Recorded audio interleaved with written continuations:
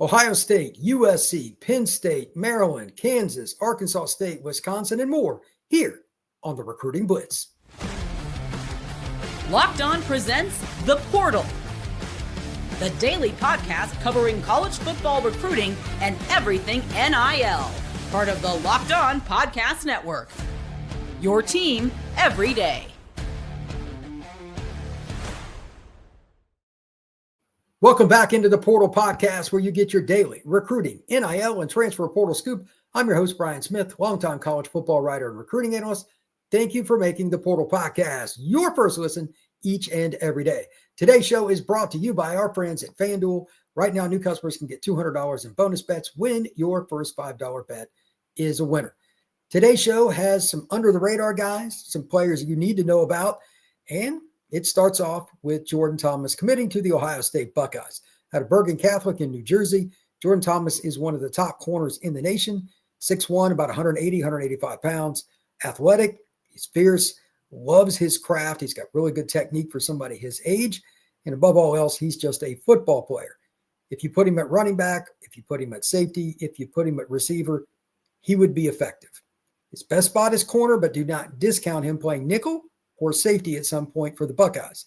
Now, they obviously recruit at an elite level at Ohio State. Defensive back in the last 10, 15 years has been towards the top of the board. Jordan Thomas will be one of those guys, though, that still, despite coming in next year as a freshman, I imagine he'll find his way onto the field in some capacity. I get it that Ohio State has other great players there, but this is a kid that's very determined. Really big pickup for Ryan Day and his staff.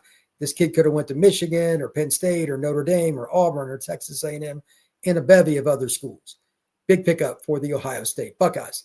Sticking in the Big Ten, Penn State, USC, and Maryland. There's a lot of Big Ten news today. So let's jump out to the West Coast, but stay in the Big Ten. This is a linebacker that's under the radar. From Cahoon High School in San Bernardino, Taylor Johnson. I didn't know much about him until I watched his film this morning. Really athletic, 6'1", maybe 200 pounds or so. He's a kid that's going to obviously need to add weight, but he will be a functional 3-down linebacker, meaning when teams are in 4 and 5 wide, he can stay on the field because he can cover and he can run. Ironically, because he's not the biggest guy again, he can thump. I really like Taylor Johnson's ability to get downhill as a blitzer or a green dog situation where if the running back stays in, he's coming downhill. He'll hit somebody in the backfield. He'll hit them in space. He'll get involved in the passing game.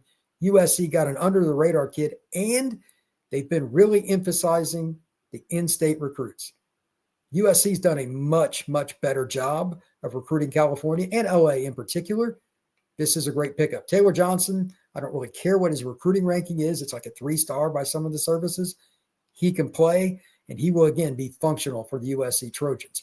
Maryland gets a kid that out of this list shocked me the most as I was going through the film. Zahir Cobb. I didn't know much about him. St. Albans High School. Jonathan Ogden, way back in the day, was from that program. He ended up going out to UCLA, ended up playing for the Ravens. He's a Hall of Famer. Zahir Cobb, 6'2", 180 pounds, can really run. He's very twitchy. You could argue corner, free safety, or receiver. I don't really think there's a preference for me because he's just physical enough. He has enough dynamic movement to play any of them, anytime.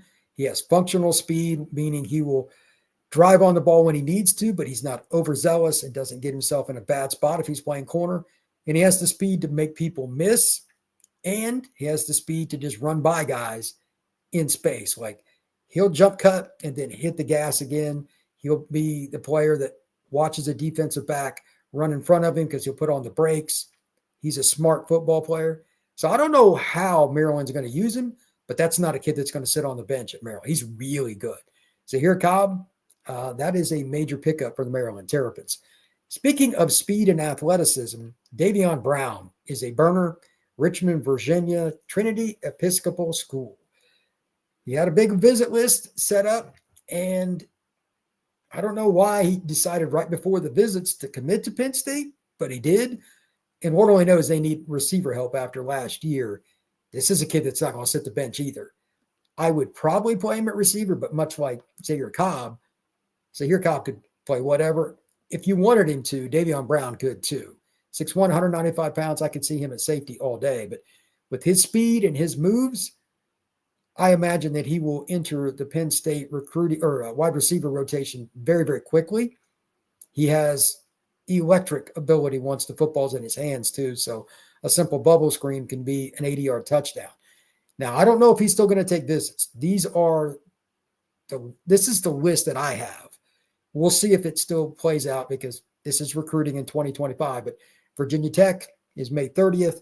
He's got Penn State the next weekend on the 6th of June, Georgia June 13th, and Duke June 20th. I have no idea if he shut it down.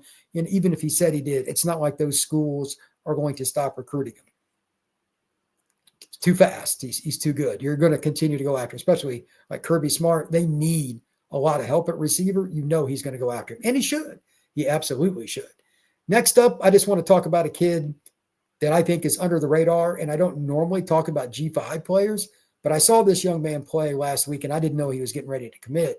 But Keanu Rigo, a wide receiver out of Spain Park High School, just outside of Birmingham, Alabama, really shifty, very good route runner, and just tenacious. He's somebody that'll bark at you, let you know what he's going to do, and then do it. He's got the speed. He's got the athleticism. He's 5'11", 6 foot, 170 pounds, give or take. He's committed to Arkansas State. This is a steal for that program. Spain Park's one of the better programs in the state of Alabama. They've got phenomenal facilities, great coaching staff. He's getting coached up, and he's going to make an impact there. Keanu Rigo is a kid to remember. Joseph Credit, linebacker out of Pearland High School, just south of Houston. He's going to Kansas. Kind of like Taylor Johnson, who's going to play for the Trojans. This is a kid that's not the biggest guy. He's 200 pounds, maybe a little bigger. But he plays with a ferocity that is needed. If you're going to play in the box, you got to be willing to hit people, and you got to be willing to do it on every play. He is an absolute tiger in the box, and he's got the speed to play in coverage too.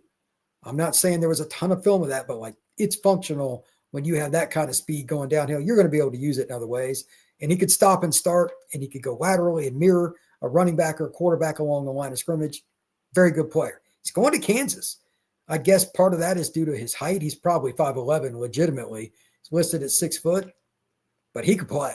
And especially on money downs, 3rd and long, he's going to be in the game. He can be a blitzer. He can be a spy on the quarterback, and he can cover.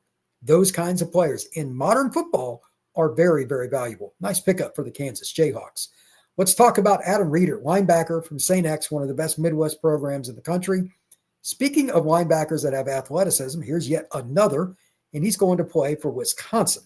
I really don't know what it is about St. X, but they always have linebackers. So Reeder is a kid that's listed at 6'3", 210, and I'd say that's about right. He has the athleticism to blitz and come off the edge, very long.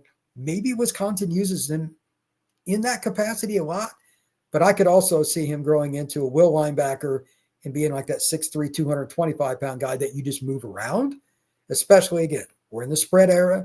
You can line him up outside. You can put him in the slot, blitz him, do different things. But his twitchiness is something that Wisconsin probably coveted.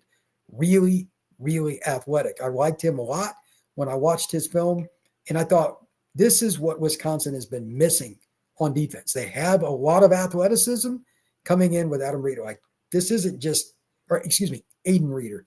This is a player that is very, very athletic in space. Wisconsin doesn't get enough of these kids. Really good pickup for them.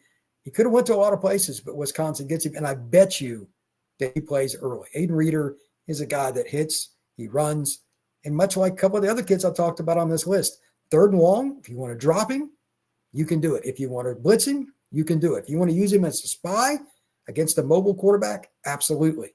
This is a functional linebacker for today's game. Aiden Reeder will be probably an early, I don't want to say starter like freshman, but there's no way they're going to keep him off the field. At the very least, he's going to play special teams and be like a nickel linebacker guy that they can bring in at the very least. Now, before I leave today, I just want to bring up one other thing. We've got several visits coming up this weekend. I've been talking about this all week. Do not forget that this weekend is kind of the absolute starting date for all the official visits. It's going to be a lot of stuff coming all the time. There's going to be new dates being mentioned. There's going to be kids switching dates. There's going to be commitments. It will be random. at any point starting this weekend and going on for about a month and a half, there could be not necessarily an emergency podcast, but a breaking news podcast here on the Portal Podcast, because this is recruiting in the NIL era. Things happen very, very fast. Make sure you lock in, you subscribe, you bookmark, all those things. And please comment on this podcast. I'd love to hear what you have to say. If you have questions, if there's somebody you want to hear about, I'd love to talk about that as well. So once again, thank you very much. Give us a 5-star review. This has been the Portal Podcast.